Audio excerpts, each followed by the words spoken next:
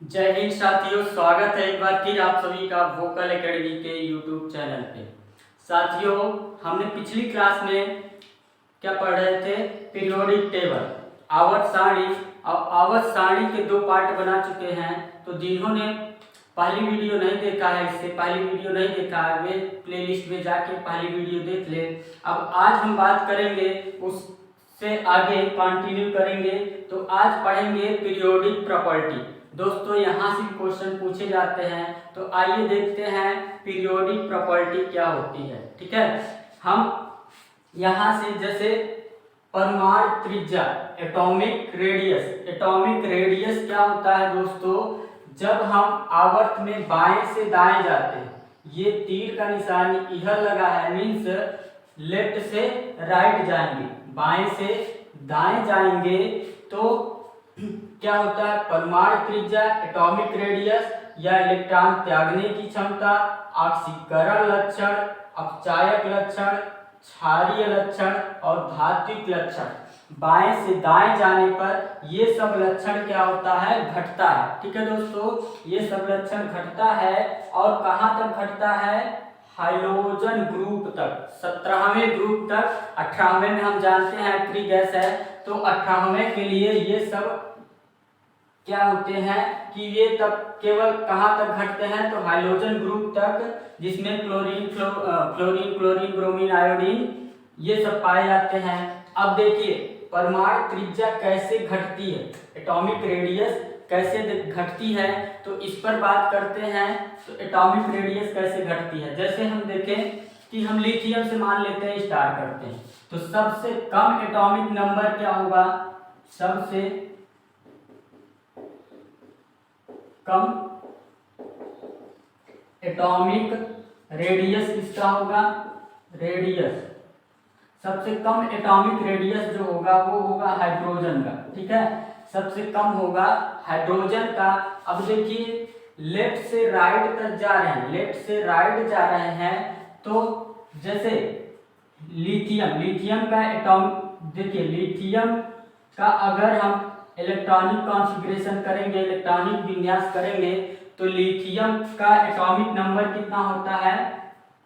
Lithium का atomic number होता है 3। ठीक है, lithium, hydrogen, helium, lithium, atomic number कितना होता है? 3।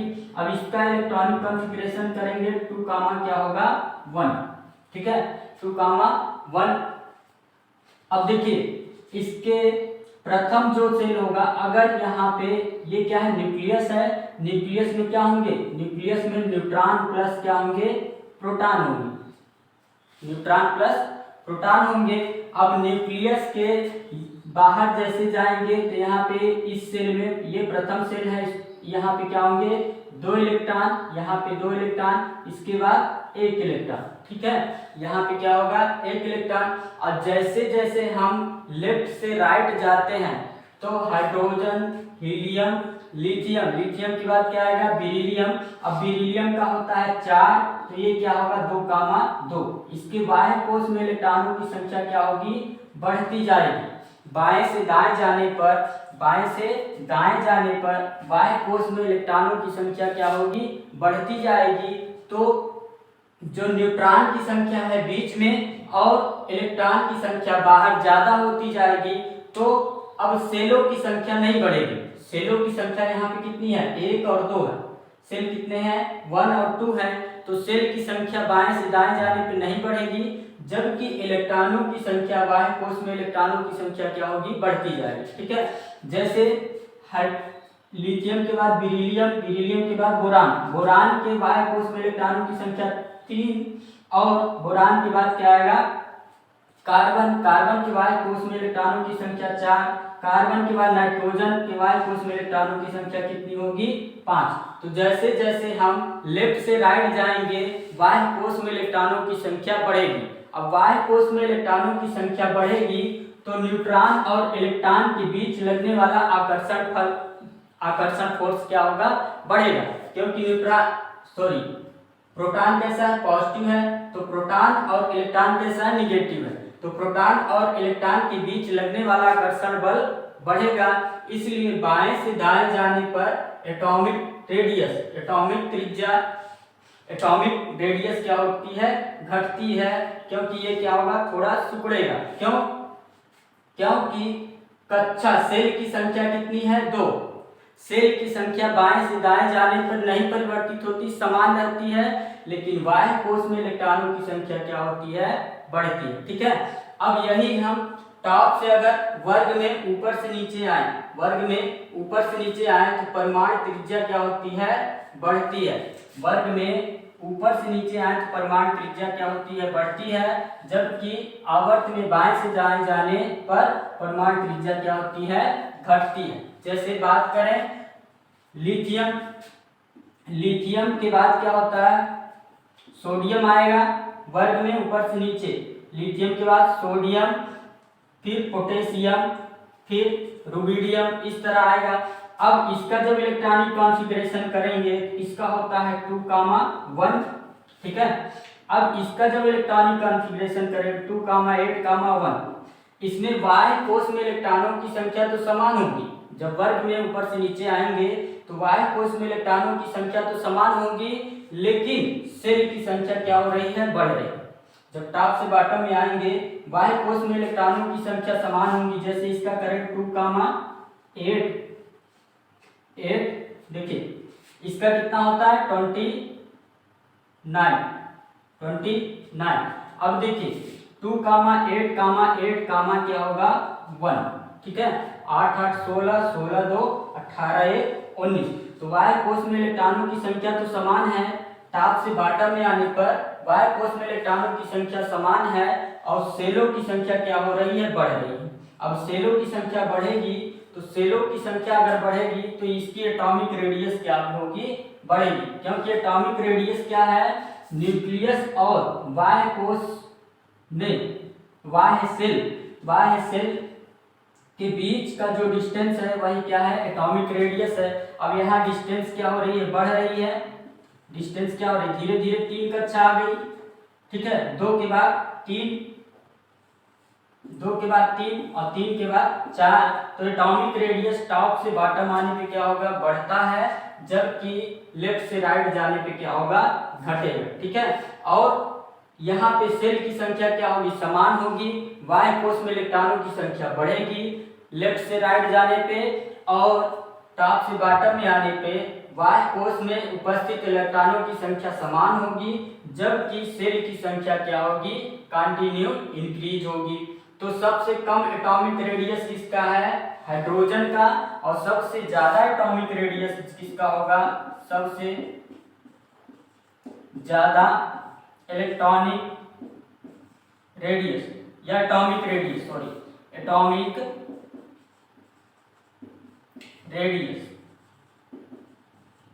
सबसे ज्यादा एटॉमिक रेडियस किसका होगा, यहाँ पे होगा सीजियम का सबसे ज्यादा एटॉमिक रेडियस होगा, जबकि सबसे कम किसका होगा, हाइड्रोजन का। और इसका एटॉमिक रेडियस ज्यादा होता है तो यह इसका आयतन भी क्या होता है दोस्तों, ज्यादा होता है। सबसे आयतन किसका ज्यादा होगा, सीजियम का, एटॉमिक रेडियस सबसे ज्यादा किसका होगा, सीजियम। ठीक, तो इसके बाद क्या है, ऑक्सीकरण लक्षण क्या होगा, बाएं से दाएं जाने पे घटता है। अपचायक लक्षण क्या होगा, बाएं से दाएं जाने पे घटता है। क्षारीय लक्षण क्या होगा, बाएं से दाएं जाने पे घटता है, क्योंकि पहले जो ग्रुप में है वे क्या है, क्षारीय धातुएं हैं, और जैसे जैसे बाएं से दाएं जाने आएंगे, बाएं से दाहिने आएंगे तो क्षारीय लक्षण क्या होगा, घटता है। और धात्विक लक्षण फर्स्ट ग्रुप में क्या है, प्रबल धातुएं हैं, जबकि इधर जाएंगे बाएं साइड तो अधातुएं आ जाती हैं। तो बाएं से दाएं जाने पर धात्विक लक्षण भी क्या होगा दोस्तों, घटेगा, जबकि ये सब टॉप से बॉटम में आने पर इलेक्ट्रॉन त्यागने की क्षमता बढ़ेगी। ऑक्सीकरण लक्षण क्या होंगे, बढ़ेंगे। अपचायक लक्षण क्या होगा, बढ़ेगा। और क्षारीय लक्षण क्या होगा दोस्तों, बढ़ेगा। धात्विक लक्षण क्या होगा, बढ़ेगा। ठीक है, अब इससे अभी क्वेश्चन कराते हैं। पहले हम प्रॉपर्टी देख लेते हैं। अभी लेफ्ट से राइट जाने पे और टॉप से बॉटम आने पे इधर तो बढ़ रहा है, अब इधर तो घट रहा है, और इधर क्या हो रहा है, बढ़ रहा है। इतनी सारे गुण हैं जिनमें ये प्रॉपर्टी क्या हो रही है, फॉलो हो रही है। अब इसके बाद देखिए दूसरा, कुछ ऐसे हैं जो इधर से इधर आने पे क्या होंगे, बढ़ते हैं, और टॉप से बॉटम आने पे घटते हैं। तो उनका भी देख लेते हैं। आइए देखिए, अब देखिए आगे क्या होता है। आगे ये जैसे हैं कुछ लक्षण है कि कुछ प्रॉपर्टी है पीरियोडिक प्रॉपर्टी। इलेक्ट्रॉन ग्रहण की क्षमता, इलेक्ट्रॉन ग्रहण करने की क्षमता पीरियोडिक टेबल में बाएं से दाएं जाने पर, बाएं से दाएं जाने पर इलेक्ट्रॉन ग्रहण करने की क्षमता क्या होती है, तत्वों की बढ़ती है। ठीक है, इलेक्ट्रॉन ग्रहण करने की क्षमता बढ़ती है क्योंकि बाह्य कोश में उपस्थित इलेक्ट्रॉनों की संख्या क्या होती है, बढ़ती है। बाएं से दाएं जाने पर इलेक्ट्रॉन ग्रहण करने की क्षमता क्या होगी, बाएं से दाएं जाने पर बढ़ेगी, जबकि टॉप से बॉटम आने पर इलेक्ट्रॉन ग्रहण करने की क्षमता क्या होती है, घटती है। ठीक है, जबकि इलेक्ट्रॉन त्यागने की क्षमता बाएं से दाएं जाने पर इलेक्ट्रॉन त्यागने की क्षमता घटती है, और बाएं ऊपर से नीचे आने पर इलेक्ट्रॉन त्यागने की क्षमता क्या होती है, बढ़ती है। ठीक है, क्योंकि ऊपर से नीचे आने पर सेलों की संख्या क्या होती है, बढ़ती है, और बाह्य कोश में उपस्थित इलेक्ट्रॉन की संख्या क्या होती है, समान होती है। इसलिए टॉप से बॉटम आने पर इलेक्ट्रॉन त्यागने की क्षमता तो क्या होती है, बढ़ती है, लेकिन इलेक्ट्रॉन ग्रहण करने की क्षमता क्या होती है, घटती है। जबकि बाएं से दाएं जाने पर इलेक्ट्रॉन ग्रहण करने की क्षमता क्या होती है, बढ़ती है। ठीक है, अब उसमें हम पढ़े थे कि बाएं से दाएं जाने पर ऑक्सीकरण लक्षण, ऑक्सीकरण लक्षण क्या होता है, उसमें पढ़े थे घटते हैं, और टॉप से बॉटम आने पर ऑक्सीकरण लक्षण क्या था, बढ़ रहा था।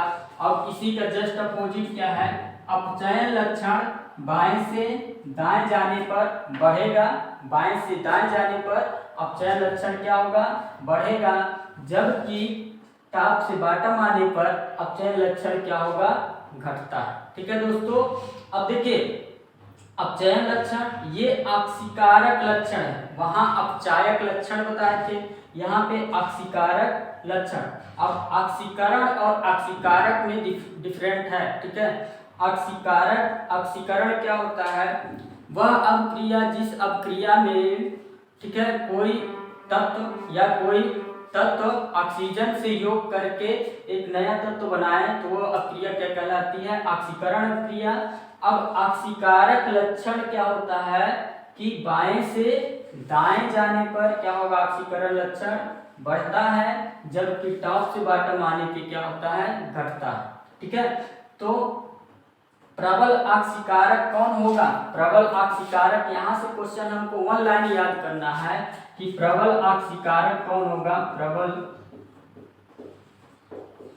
ऑक्सीकारक।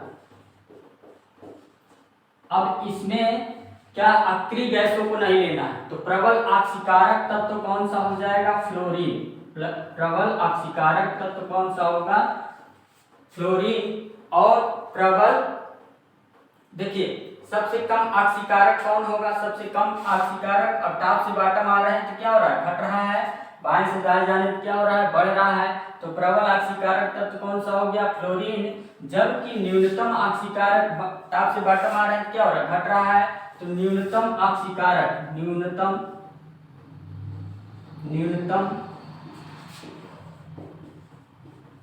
ऑक्सीकारक, न्यूनतम ऑक्सीकारक क्या होगा, सीजियम।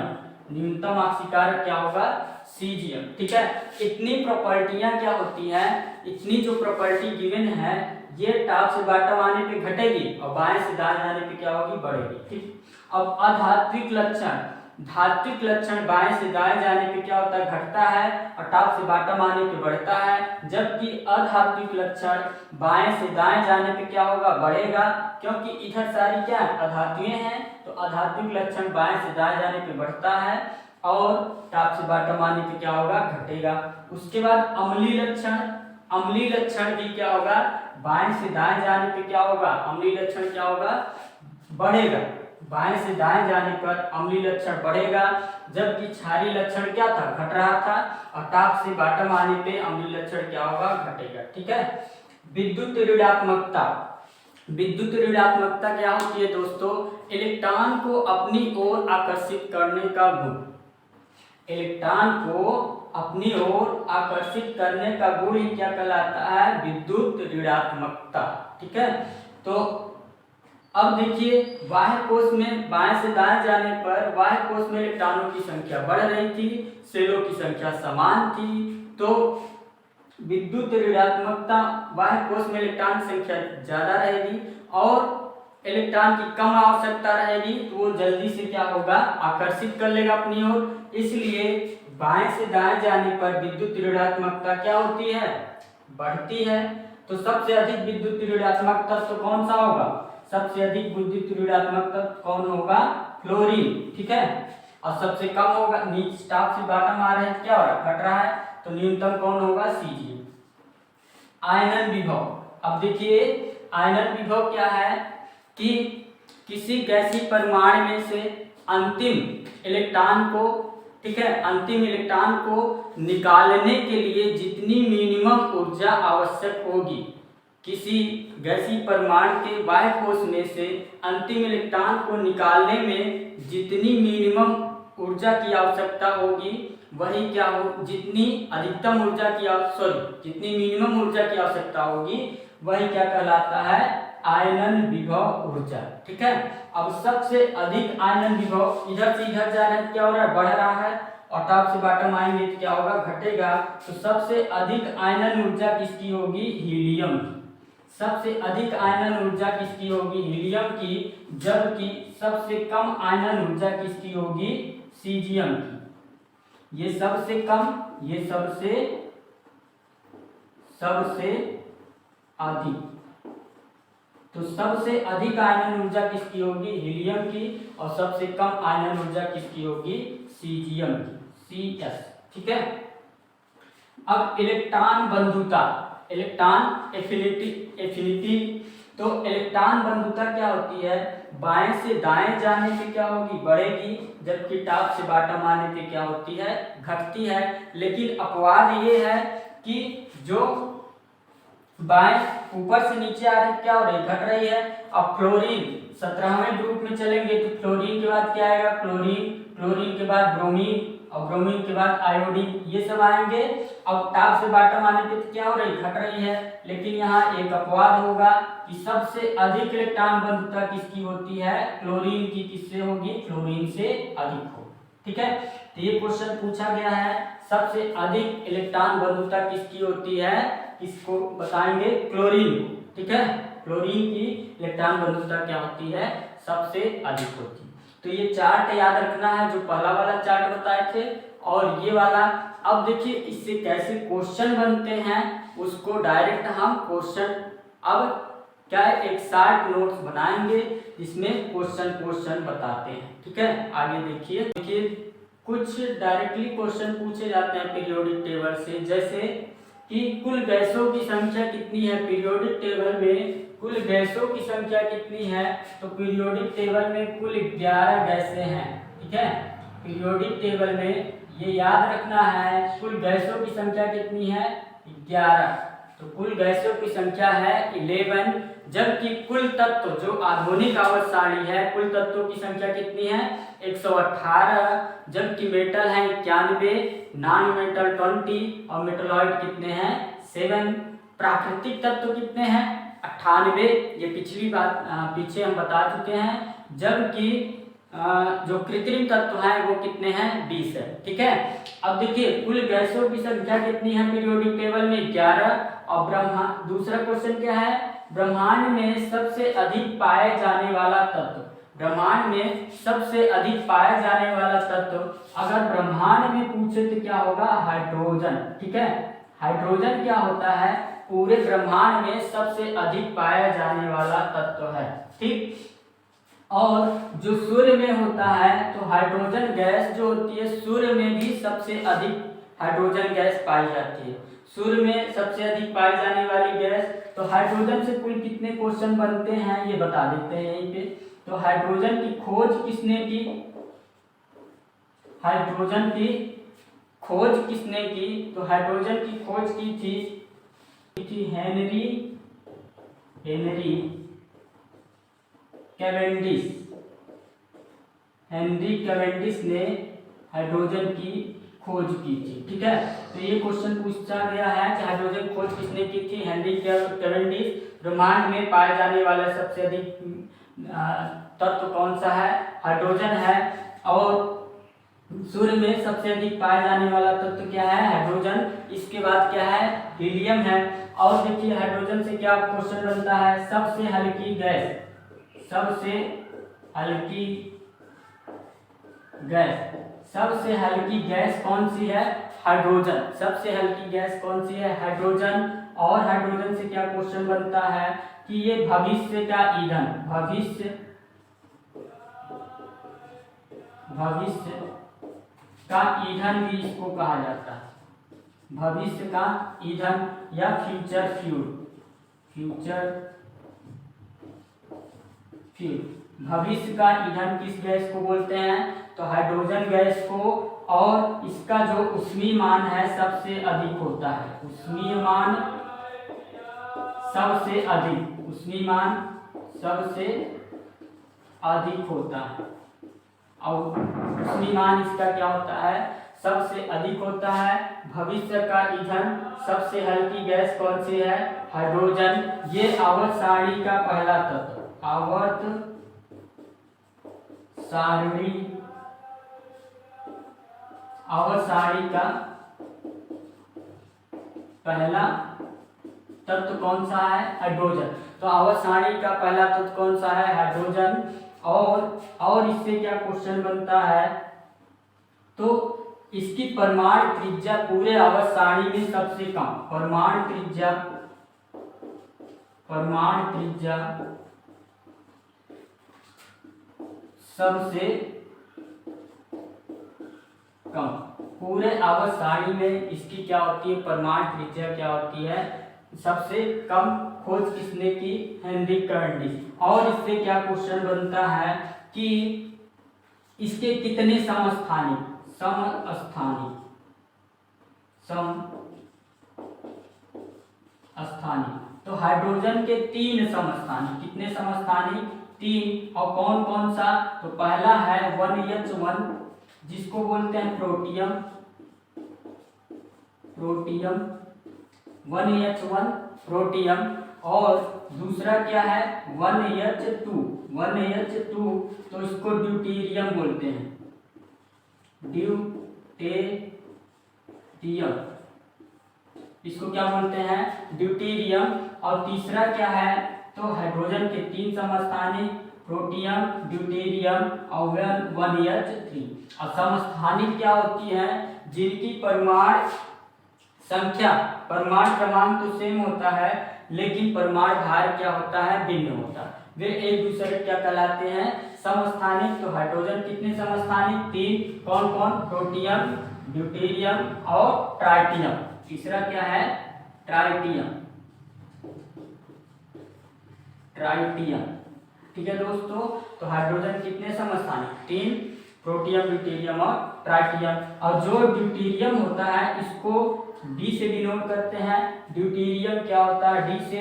और अगर भारी जल, भारी जल का जो फार्मूला बनता है इसी ड्यूटेरियम से बनता है, तो D2O। जल का जो साधारण जल है उसका फार्मूला क्या है? H2O। और यहाँ पे जो हाइड्रोजन का द्वितीय समस्थानिक है कौन सा? 1H2 जिसको ड्यूटेरियम बोलते हैं, इसको D से डिनोट करते हैं, तो D2O। भारी जल का फार्मूला क्या है? D2O। ठीक है। और भारी जल का यूज कहाँ पे किया जाता है? तो नाभिकीय रिएक्टर में मंदक के रूप में, मंदक के रूप में, नाभिकीय रिएक्टर में मंदक के रूप में भारी जल का प्रयोग किया जाता है। अब इसका जो परमाणु द्रव्यमान है, मतलब इसका जो पूरे का D2O का परमाणु भार है वो कितना होता है? 20। तो ये भी क्वेश्चन पूछा गया है कि D2O का परमाणु भार कितना होता है?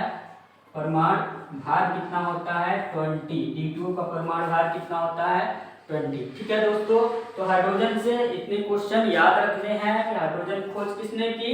Henry Cavendish. सबसे हल्का गैस, सबसे हल्की गैस, भविष्य का ईंधन और सारणी में सबसे पहला तत्व ऊष्मीमान इसका सबसे अधिक, परमाणु त्रिज्या क्या होती है सबसे कम, समस्थानिक इसके क्या है 1s2 1h1 1s2 1s3, तीन समस्थानिक और दूसरे समस्थानिक को क्या, दूसरा समस्थानिक जो है वो मिलकर किस ऑक्सीजन से संयोग करके क्या बनाता है D2O, जिसको ड्यूटेरियम ऑक्साइड, इसको क्या बोलते हैं ड्यूटेरियम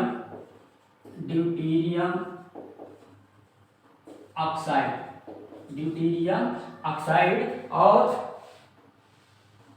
रिएक्टर में, नाभिकीय रिएक्टर में मंदक के रूप में इसका यूज होता है। ठीक है, इसका परमाणु भार कितना है 20। अब देखिए सब आवर्त सारणी में सबसे हल्की धातु, जितनी भी धातुएं हैं उनमें सबसे हल्की तो पहले ग्रुप में पाया जाता है कौन सा, लिथियम। हलीना ने की रब से फरियाद, hydrogen, lithium, sodium, potassium, rubidium और सीजियम और फ्रांसियम, इतने पहले तत्व में आते हैं। तो सबसे हल्की धातु कौन सी है, लिथियम। पहले ग्रुप में जितने भी तत्व आते हैं सारी की सारी क्या है, धातुएं हैं। लेकिन हाइड्रोजन को यहाँ पे अभी फिक्स नहीं है, हाइड्रोजन कहीं कहीं पे धातुओं के रूप में काम करता है और कहीं कहीं पे अधातुओं के रूप में, इसलिए हाइड्रोजन को नहीं लिया गया है। और सबसे हल्की धातु पूछे तो क्या होगा, लिथियम। क्या है, लिथियम। ठीक है दोस्तों, ये याद रखना है सबसे हल्की धातु कौन सी है, लिथियम। पीरियोडिक टेबल में सबसे भारी तत्व, सबसे भारी अगर तत्व पूछे तो उसको बोलते हैं अनऑक्टियम। अनऑक्टियम। और यह अनऑक्टियम ह्यूमन मेड है। अनऑक्टियम क्या है, ह्यूमन मेड। तो पीरियोडिक टेबल में सबसे भारी तत्व पूछे, तत्व न तो धातु है ना प्राकृतिक, तो पीरियोडिक टेबल में सबसे भारी तत्व कौन है, अनऑक्टियम, जो कि मनुष्य द्वारा बनाया गया है। कुल कितने तत्व पीरियोडिक टेबल में ह्यूमन मेड हैं, मीन्स कृत्रिम रूप से बनाए गए हैं, वो कितने हैं 20। और 20 तत्वों में से सबसे भारी, पूरे पीरियोडिक टेबल में सबसे भारी तत्व कौन सा है, अनऑक्टियम, जिसको यूरियन से पढ़ते हैं। अब पीरियोडिक टेबल में सबसे भारी प्राकृतिक तत्व, पीरियोडिक टेबल में सबसे भारी प्राकृतिक तत्व कौन होगा, तो ये होगा यूरेनियम। ठीक है, यूरेनियम। ये पीरियोडिक टेबल में सबसे भारी प्राकृतिक तत्व है यूरेनियम। और पीरियोडिक टेबल में सबसे भारी धातु पूछे तो पीरियोडिक टेबल में सबसे भारी धातु कौन सी है दोस्तों, तो पीरियोडिक टेबल में सबसे भारी धातु है ऑस्मियम। ठीक है, ये धातु है। धातु पूछे तो ऑस्मियम, सबसे भारी प्राकृतिक तत्व पूछे तो यूरेनियम, सबसे भारी तत्व पूछे तो अनऑक्टियम। ठीक है, सबसे भारी धातु कौन सी है पीरियोडिक टेबल में, ऑस्मियम। सबसे हल्की धातु कौन सी है, लिथियम। ठीक है दोस्तों, और इसका घनत्व पूरे पीरियोडिक टेबल में सबसे अधिक होता है। तो घनत्व भी क्या होता है, घनत्व अधिक होता है। सबसे अधिक धातु कौन सी धातु है जिसका घनत्व क्या होता है, सबसे अधिक होता है, तो ऑस्मियम का घनत्व क्या होता है, सबसे अधिक होता है। उसके बाद द्रव धातु पीरियोडिक टेबल में कौन सी है, तो द्रव धातु कौन सी है, Hg, मरकरी, जिसे पारा बोला जाता है। Hg मरकरी, जिसे पारा कहा जाता है। और द्रव अधातु कौन सी है, ब्रोमीन। ठीक है, ब्रोमीन जो है कि द्रव है और अधातु है, जबकि पारा क्या है, धातु है और क्या है, ये लिक्विड है। द्रव धातु पूछे तो पारा, या लिक्विड मेटल पूछे तो पारा, या Hg या मरकरी। ठीक है, और लिक्विड नॉन मेटल पूछे, अधातु पूछे तो क्या होगा, ब्रोमीन। ठीक, ब्रोमीन। ठीक, और सबसे अधिक विद्युत ऋणात्मक वाला तत्व, सबसे अधिक विद्युत ऋणात्मक वाला तत्व कौन सा है दोस्तों, फ्लोरीन। सबसे अधिक विद्युत ऋणात्मक वाला तत्व, जैसे बताए थे कि पीरियोडिक टेबल में लेफ्ट से राइट जाने पे पीरियोडिक टेबल में लेफ्ट से राइट जाने पे विद्युत ऋणात्मकता क्या होती है दोस्तों, बढ़ती है। विद्युत ऋणात्मकता क्या होती है, बढ़ती है। जबकि टॉप से बॉटम में आने पर विद्युत ऋणात्मकता क्या होती है, घटती है। और सबसे कम विद्युत ऋणात्मकता किसकी होती है, सीजियम की। सबसे अधिक विद्युत ऋणात्मकता किसकी होती है, फ्लोरीन की। ठीक है, अब देखिए कुछ आगे तत्व हैं, आगे कुछ जैसे भविष्य की धातु किसे कहा जाता है, भविष्य की धातु किसे कहा जाता है, तो ये प्लेटिनम को कहा जाता है, पीटी क्या बोलते हैं, प्लेटिनम।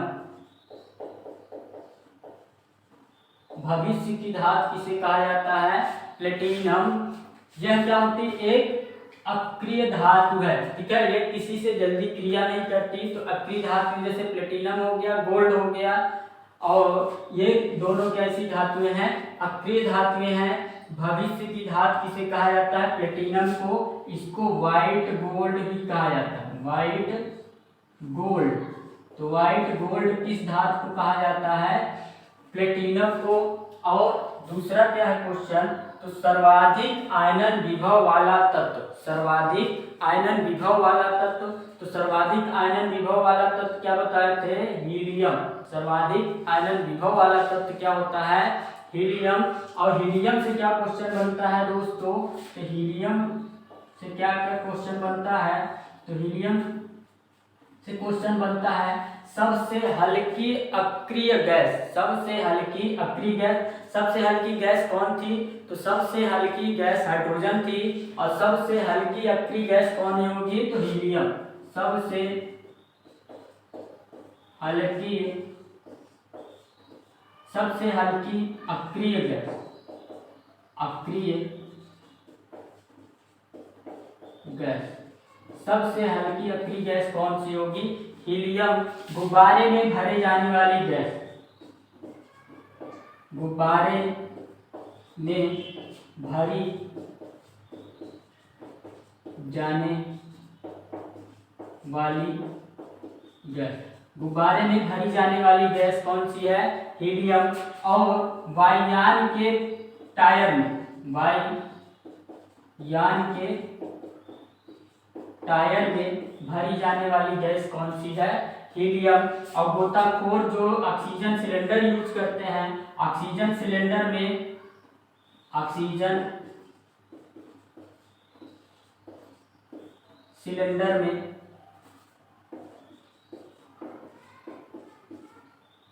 ऑक्सीजन सिलेंडर में क्या क्या होता है, ऑक्सीजन प्लस हीलियम।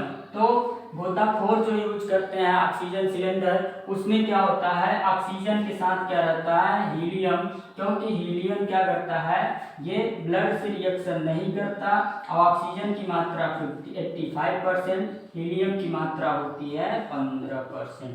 ठीक है, तो हीलियम से इतनी बातें याद रखनी है। सर्वाधिक आयनन विभव वाला तत्व क्या है, हीलियम। न्यूनतम आयनन विभव वाला तत्व कौन सा है, तो न्यूनतम आयनन विभव वाला तत्व क्या है, सीजियम। ठीक है, न्यूनतम आयनन विभव वाला तत्व कौन सा है, सीजियम। सबसे चमकदार अधातु, सबसे चमकदार अधातु कौन सी है, तो सबसे चमकदार अधातु है कौन सी, क्या हो, गोल्ड, सॉरी डायमंड, डायमंड। सबसे चमकदार आधार तत्व कौन सी होगी, डायमंड, जिसको क्या बोलते हैं, हीरा, हीरा।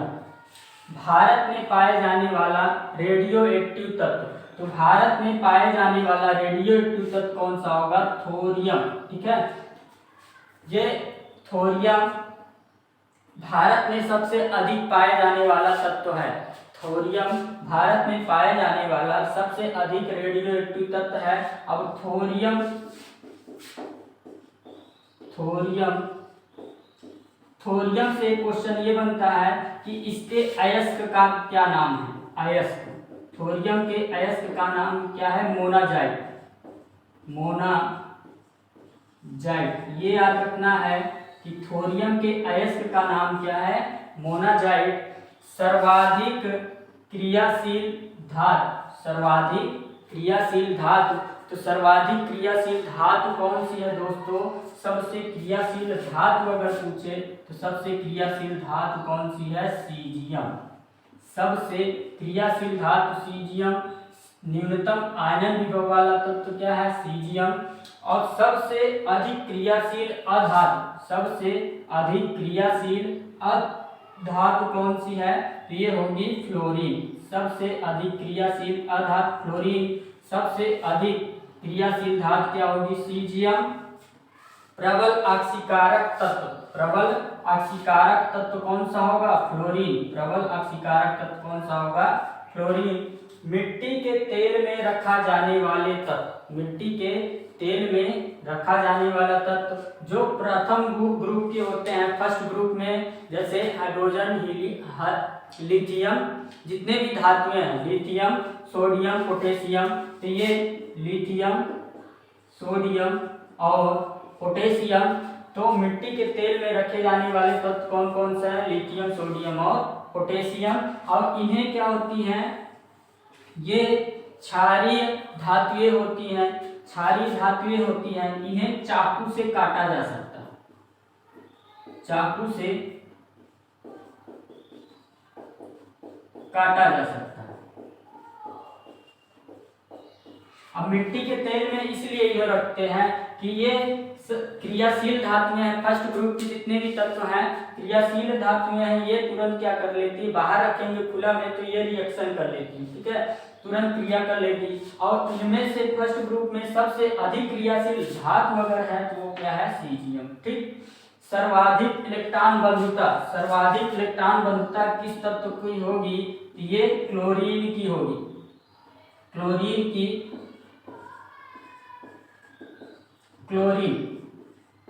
क्लोरीन की सर्वाधिक इलेक्ट्रॉन बंधुता वाला तत्व क्या कौन सा होगा? क्लोरीन। जबकि इलेक्ट्रॉन बंधुता क्या पढ़ाए थे कि लेफ्ट से राइट जाने पे बढ़ता है और ऊपर से नीचे आने पे क्या होता है? घटता है।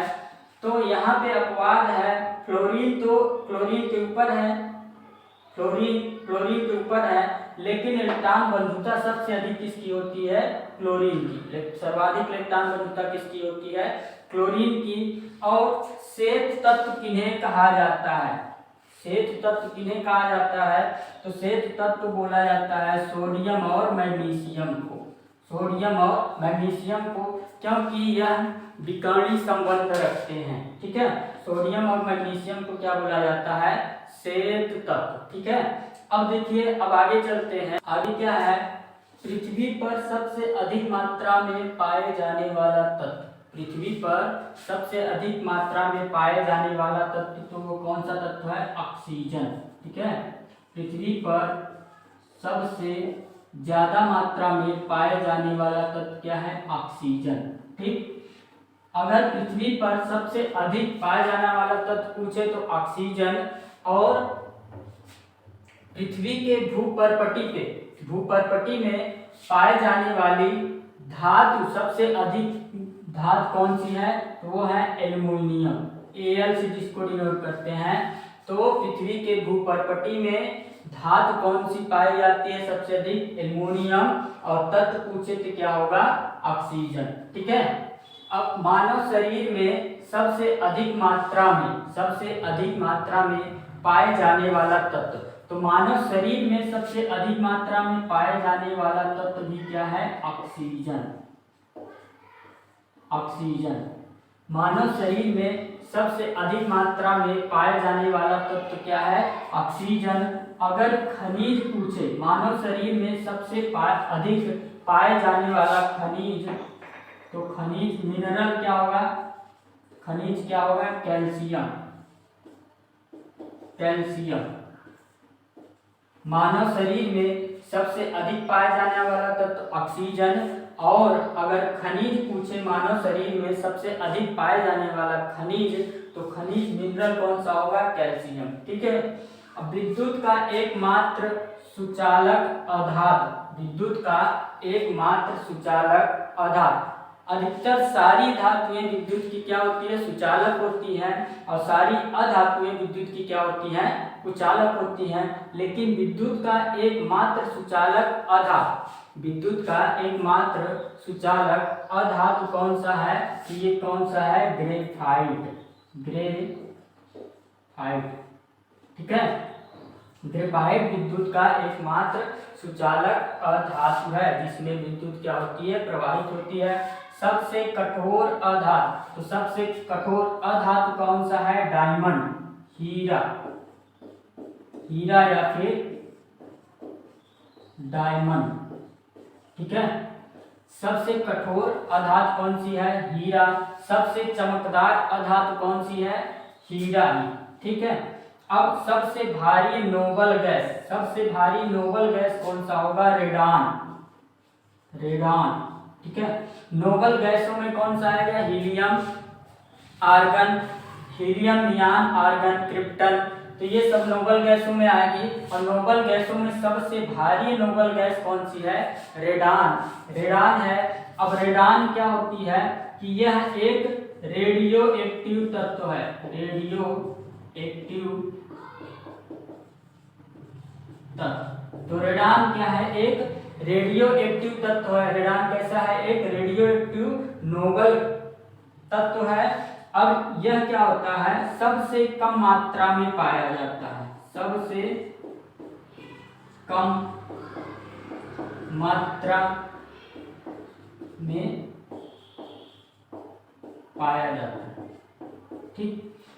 अब देखिए विद्युत बल्ब में भरी जाने वाली गैस, तो विद्युत बल्ब में भरी जाने वाली गैस कौन सी है, तो ये है आर्गन प्लस क्या है, नाइट्रोजन। विद्युत बल्ब में आर्गन के साथ क्या भरी जाती है, नाइट्रोजन। आर्गन होता है 85% और नाइट्रोजन होती है 50%, ठीक है। आर्गन कितना, 85% और नाइट्रोजन कितनी होती है, 15%। तो विद्युत बल्ब में दो गैसें भरी जाती, आर्गन और नाइट्रोजन। अब देखिए नाइट्रोजन से क्या क्वेश्चन बनता है, तो नाइट्रोजन वायुमंडल में सबसे अधिक पाई जाने वाली गैस। तो वायु में नाइट्रोजन कितना होता है, 78%, ठीक है। ऑक्सीजन कितना होता है, 21% ऑक्सीजन, ठीक। और कार्बन CO2 की मात्रा वायु में कितनी होती है, CO2 की मात्रा 0.03%, ठीक है। तो ये तीनों याद रखनी है। वायु में नाइट्रोजन की मात्रा 78%, ऑक्सीजन 21% और CO2 की मात्रा 0.03%। सबसे अधिक वायु में कौन सी पाई जाएगी, नाइट्रोजन। और चिप्स में भरी जाने वाली गैस, चिप्स की जो पैकेट आती है, तो चिप्स में भरी जाने वाली गैस कौन सी है, नाइट्रोजन, ठीक। पौधे के पर्णहरी में पाए जाने वाला तत्व, तो पौधे के पर्णहरी में क्लोरोफिल में कौन सा तत्व पाया जाता है, तो ये क्वेश्चन पूछा गया है कि पौधे के पर्णहरी में या क्लोरोफिल में कौन सा तत्व पाया जाता है, तो वो क्या होगा, मैग्नीशियम। पौधे के पर्णहरी में कौन सा तत्व पाया जाता है, तो मैग्नीशियम। सर्वाधिक विषैली धातु, सर्वाधिक विषैली धातु कौन सी है दोस्तों, सर्वाधिक विषैली धातु है प्लूटोनियम, प्लूटोनियम।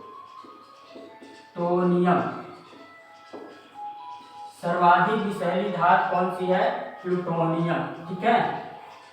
तो पीरियोडिक टेबल से वन लाइनर में इतने क्वेश्चन बनते हैं। अभी कुछ बातें और देखते हैं दोस्तों। आगे क्या है, गलनांक, इससे भी क्वेश्चन पूछा गया है, तो इसको भी सबसे कवर कर लेते हैं। तो आइए देखते हैं गलनांक से कैसे क्वेश्चन बनते हैं। तो गलनांक में क्षार धातुएं जो फर्स्ट ग्रुप की होती है उनको क्या बोलते हैं, क्षार धातुएं। जो सेकंड ग्रुप की होती है उसको क्षारीय मृदा धातुएं। फिर जो डी ब्लॉक के होते हैं वे क्या होती हैं, संक्रमण धातुएं, ठीक है। तो गलनांक संक्रमण धातुओं का सबसे अधिक होता है, संक्रमण धातुओं का गलनांक क्या होता है, सबसे अधिक होता है। और उससे कम किसका होगा, क्षारीय मृदा धातुओं का। सबसे कम किसका होगा, इसमें क्षार धातुओं का, ठीक है। अगर ये तो तीनों होंगी तो क्षार धातुओं का गलनांक सबसे कम होगा और संक्रमण धातुओं का गलनांक क्या होगा, सबसे अधिक होगा। देखते हैं आवर्त में आवर्त में बाएं से दाएं जाने पर गलनांक पहले बढ़ता है। ठीक है, बाएं से दाएं जाएंगे तो गलनांक पहले क्या होगा, बढ़ेगा। कब तक बढ़ेगा, कार्बन फैमिली तक। कार्बन फैमिली मीन्स 14वें ग्रुप तक बाएं से आवर्त में बाएं से दाएं जाने पर 14वें ग्रुप तक क्या होगा, गलनांक बढ़ता है। फिर क्या होता है, घटता है। फिर क्या होता है, घटता है। तो किसी आवर्त में सबसे कम गलनांक किसका होगा, अक्रिय गैसों का। सबसे लास्ट में कौन आती है, अक्रिय गैस से।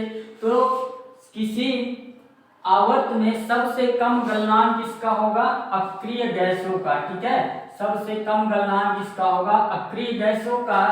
ठीक, देखिए आवर्त में बाएं से दाएं जाने के पहले गलनांक क्या होगा, बढ़ेगा। कब तक बढ़ेगा, कार्बन फैमिली तक मीन्स 14वें ग्रुप तक। फिर क्या होता है, घटता है। और किसी आवर्त में सबसे कम गलनांक किसका होता है, अक्रिय गैसों का। ठीक, जैसे ऑप्शन में आ जाए, 4 ऑप्शन रहेंगे, सब निम्न में से सबसे कम गलनांक किसका होगा, तो वहां अगर अक्रिय गैस दिया रहेगा तो ऑप्शन क्या होगा, अक्रिय गैस। अगर सारी अक्रिय गैस रहेगी तब देखते हैं क्या होता है। देखिए वर्ग में नीचे आने पर क्षारीय धातुएं तथा क्षारीय मृदा धातुओं का गलनांक क्या होता है, घटता है। वर्ग में नीचे आने पर क्षारीय धातुएं तथा क्षारीय मृदा धातुओं का गलनांक क्या होता है, घटता है। परंतु हाइड्रोजन, क्षारीय धातुएं क्षारीय मृदा धातुएं फर्स्ट ग्रुप है क्षारीय धातुएं और सेकंड ग्रुप क्या है, क्षारीय मृदा धातुएं। परंतु हाइड्रोजन और अक्रिय गैसों का गलनांक क्या होता है, बढ़ता है। हाइड्रोजन और अक्रिय गैसों का गलनांक वर्ग में ऊपर से नीचे आने पे क्या होता है, बढ़ता है। जबकि क्षार और क्षारीय मृदा धातुओं का गलनांक क्या होता है, घटता है। ठीक, अब देखते हैं क्वेश्चन कैसे पूछा गया है कि निम्न में से सर्वाधिक गलनांक किसका है। जैसे ऑप्शन पहला क्या है, ए फ्लोरीन, बी क्या है ब्रोमीन और डी क्या है आयोडीन। ठीक है, तो डी क्या है, सॉरी क्लोरीन, सी यहाँ पे ऑप्शन ले लेते हैं, सी क्लोरीन और डी क्या है आयोडीन। अब निम्न में से सर्वाधिक गलनांक किसका होगा, तो ये कौन सी हाइड्रोजन ग्रुप है, क्लोरीन ब्रोमीन आयोडीन, ये हाइड्रोजन ग्रुप है। तो हाइड्रोजन ग्रुप टॉप से बॉटम आने से क्या होता है, गलनांक क्या होता है, बढ़ता है। तो हाइड्रोजन में सबसे नीचे कौन सा है, आयोडीन है। तो आयोडीन का गलनांक क्या होगा, सर्वाधिक होगा। ठीक है, तो ऑप्शन कौन होगा, डी सही होगा। अब देखिए निम्न में से सर्वाधिक गलनांक किसका है, सबसे अधिक गलनांक किसका होगा, कि कौन कौन सा है, सोडियम पोटेशियम सीजियम और मैग्नीशियम। सोडियम पोटेशियम सीजियम और मैग्नीशियम। अब इनमें देखिए ये सब तो किस ग्रुप के हैं, क्षार धातुओं के, क्षारीय धातुओं के ग्रुप का है। और ये किसका है, क्षारीय मृदा धातुओं का। अब क्षार धातुओं से अधिक गलनांक किसका होता है, क्षारीय मृदा धातु का। तो निम्न में से कौन किसका गलनांक अधिक होगा, मैग्नीशियम का, क्योंकि मैग्नीशियम क्या है, क्षारीय मृदा धातु है। ठीक है, तो इसको कंसेप्ट पढ़ लेना है, क्वेश्चन अपने से बना के इससे लगाएंगे तो हो जाएगा। ठीक है, और सबसे अधिक गलनांक सबसे कम गलनांक जिसका होगा, अक्रिय गैस होंगी। अगर वहां अक्रिय गैस होंगी तो उनका गलनांक क्या होगा, सबसे कम होगा। ठीक है दोस्तों, तो पीरियोडिक टेबल यहीं पे फिनिश होता है। सारे क्वेश्चन हमने कवर कर लिए हैं। जिन्होंने पहली वीडियो नहीं देखा है इसके पीछे, वे जाके इसकी पिछली वीडियो देख लें प्लेलिस्ट में, इसके बाद इसको देख लें। मिलते हैं अगले वीडियो में अगले चैप्टर के साथ, तब तक के लिए धन्यवाद।